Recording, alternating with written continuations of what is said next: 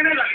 त्यामुळे कोणावरही ब्लेम करण्यापेक्षा वस्तुस्थिती स्वीकारा आणि वस्तुस्थिती हे सांगते की 30 वेळा जरी तुम्ही विदर्भाचा मुख्यमंत्री माणसाला मुख्यमंत्री केलं तरी देखील या भौगोलिक परिस्थितीमुळे विदर्भाचा विकास शक्य नाही. हे विदर्भाच्या विरोधी नेते जे आहेत किंवा म्हणजे पश्चिम महाराष्ट्र किंवा तिथले मुख्यमंत्री तिथल्या नेत्यामुळे आम्हाला एवढा विदर्भाला हा कार्गो पीडितांना त्यांच्या जमिनीला एवढा कमी भाव मिळून राहिला का? निश्चितच शेतकऱ्यांची जी मागणी आहे की त्यांना जास्त कंपन्सेशन त्यांना कंपन्सेशन जास्त मिळावं तशी त्यांची मागणी राहत आहे. त्यांचा आम्ही पाठपुरावा करू. दुसरी गोष्ट मला एक सांगायची आहे की सारखं मराठी भाषिकांचं राज्य ते एक राहावं अशी भावनिक हाक शिवसेनेतर्फे आणि आता आमचे मित्र सावर बांधे सारखं बोलून राहिलेलं आहे आणि थोडं लोकांचं कन्फ्युजन होतं. परंतु त्यांनाही विचारा की या देशामधले सगळे मराठी एकत्र आणण्याचा या 50 वर्षामध्ये त्यांनी जे प्रयत्न केलाय. आज बेळगावमध्ये 70 लाख बेळगाव आणि कारवारमध्ये अजूनही 70 लाख मराठी त्या ठिकाणी आहे. आज ते विदर्भातल्या लोकांना तुम्ही वेगळं जाऊ नका म्हणता परंतु आमच्याच बाजूला मध्य प्रदेशमध्ये मग ते छिंदवाडा असेल, बैतूल असेल, शिवनी असेल, बालाघाट असेल किंवा बुरहानपूर असेल आज 1.5 कोटी मराठी स्पीकिंग मराठी भाषिक लोक आज त्या राज्यामध्ये मग ते इथं आले ना मग आपली भावनिक एकता कुठं झाली. प्रश्न असा नाहीये जर तुम्हाला मराठीवर प्रेम असेल मराठी सोडू नका. मराठीचं संवर्धन करायचं असेल मराठीला मजबूत करायचं असेल तसे हिंदीचे 11 राज्य या देशामध्ये झाले तर जर मराठीचे 2 राज्य झाले तर ती सशक्त होईल की अशक्त होईल याचाही आमच्या सावर बंधेंनी विचार करावा. त्यांनी आपल्या नेत्यांना सांगावं की 2 राज्य झाल्याबरोबर मराठी अशक्त झाली मराठी कमजोर झाली असं होत नाही. 2 राज्यामध्ये मराठी 2 राज्यामध्ये मराठीचे मुख्यमंत्री 2 मराठीचे राज्य अजून ती सशक्त होईल आणि मराठीचं संवर्धन होईल. तेव्हा असं सांगून मराठीच्या नावावर तुम्ही ब्लॅकमेल करू नका तुम्ही इमोशनल ब्लॅकमेल करू नका अशी माझी सर्व शिवसैनिक. विदर्भाचं अधिवेशन जे आहे ते पुढच्या वर्षी नागपुरात होईल की नाही हे पूर्ण नेतेगणांना माझी किती तुम्ही पॉझिटिव्ह आहे विदर्भाचं वेगळ्या राज्य आणि अधिवेशन होईल का? आम्ही एक टार्गेट ठरवलेलं आहे की पुढचं महाराष्ट्राचं अधिवेशन इथे येणार नाही. जे होईल ते नव्या विदर्भ राज्याचंच अधिवेशन या ठिकाणी होईल आणि त्याच्यापूर्वीच हा विदर्भ राज्य निर्माण व्हावं या दृष्टीने सगळे लोक एकत्र येऊन आम्ही प्रयत्न करून राहिलेलो. प्रत्येक पक्षाचं काम आहे की जनभावनेचा आदर करून त्यांच्याबरोबर त्यांनी केलं पाहिजे आणि आज त्यांनी एक्सेप्ट केलं पाहिजे. इथे एकाकी पडलेले आहेत सगळे पक्ष एकत्र आलेले आहेत त्यांचा विरोध करू नये. आता हे सगळे लोक जातील आणि विदर्भाचा मंगल कलश याच वर्षामध्ये घेऊन येतील याच तयारीने आम्ही सगळे लोक आलेलो आहोत. विदर्भाच्या मुद्द्यावर शिवसेना एकत्र पडली आहे असं मुख्यमंत्र्यांचं म्हणणं आहे. खरंच शिवसेना एकत्र पडली आहे का? शिवसेनेच्या संयुक्त महाराष्ट्राच्या मागणीला कितपत जोर येईल आणि हे सगळे पक्ष एकत्र झाले किती तुम्हाला त्याचा वचक दिसून येतो?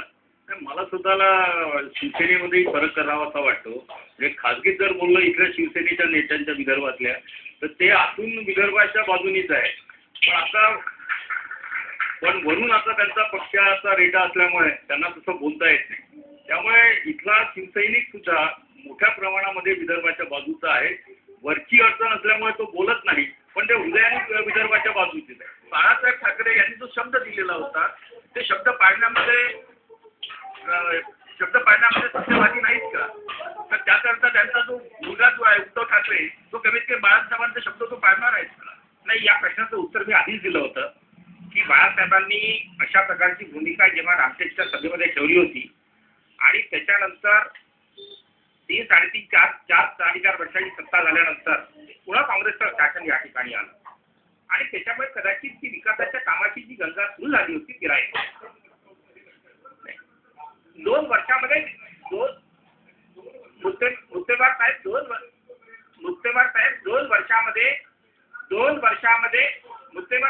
वर्षामध्ये विकासाच्या कामांना सुरुवात होईल असं बाळासाहेब म्हणाले होते.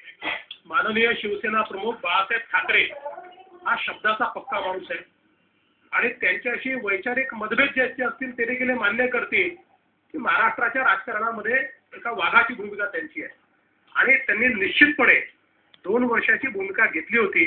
मी सगळ्या विदर्भवादी नेत्यांना विनंती करतो की आपण सगळे लोक जाऊ आणि माननीय बाळासाहेब ठाकरे यांना ही आठवण करून देऊ की आपण अशा प्रकारची भूमिका घेतली होती आणि जे बाळासाहेब ठाकरे आम्ही पाहिले ते बाळासाहेब ठाकरे शब्दाचे पक्के आहेत आणि त्यामुळे निश्चितपणे त्यांची देखील भूमिका ही सगळी त्याच्यासमोर मांडली आणि शेखर भावांच्या नेतृत्वात शिवसेनेच्या सगळ्या लोकांच्या नेतृत्वात जाऊ विदर्भाची कैफियत त्यांच्यासमोर मांडू.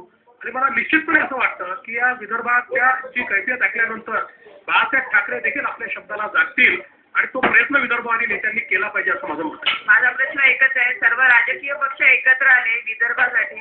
जांबुवंतराव पुढे बऱ्याच वर्षापासून वेगळ्या विदर्भासाठी लढून राहिलेले आहेत. हे सगळं म्हणजे एकत्र आले याचा आदर आम्ही करतो. पण हे जे विदर्भ आंदोलन आपण सुरू केलेलं आहे हे शेवटपर्यंत आपण नेणार आहोत का? विदर्भाची मागणी जनतेची मागणी आहे आणि लोकांतून आलेली आहे. शिवसेनेच्या मंडळीने जे माझ्या जवळचे लोक आहेत ते विनाकाराच्या आड येऊ नये, याचे परिणाम वाईट होतील. मला आता दुःख होईल. आपण पाहिजे इथल्या लोकांनी जे नेते मंडळी आहे त्यांचं मत आहे की वेगळा विदर्भ झाला पाहिजे. कार्यक्रम संपवायच्या आधी आपण त्या सगळ्या नेते मंडळींकडून थोडक्यात जाणून घेऊया की 20 तारखेनंतर 20 तारखेच्या बंदनंतर हे आंदोलन पूर्ववत राहणार आहे का की 20 तारखेपर्यंतच हे आंदोलन राहणार आहे. सर्वात पहिले मी शेखर सावरकर यांना विचारतो, 20 तारखेला जो बंद आहे विदर्भाद्यांचा काय वाटतंय तुम्हाला? तुमचं कमेंट सांगा थोडक्यात. बाजारपेठा आणि व्यापारपेठा बंद झाल्या म्हणजे नागपूरच्या जनतेची त्या वेगळ्या विदर्भाच्या संदर्भात संमती आहे असं म्हणणं विदर्भाच्या आंदोलनाची प्रेरणा ही इस्रायल सारखी असली पाहिजे. इस्रायल हे राज्य ज्याला निर्माण नव्हतं आणि ज्याला डिसइंटिग्रेट झालं होतं. जगभरातले ज्यूज हे शुक्रवारी एकत्रित यायचे आणि प्रार्थना करताना सांगायचे की पुढच्या शुक्रवारची प्रार्थना मी इस्रायलमध्ये करेन.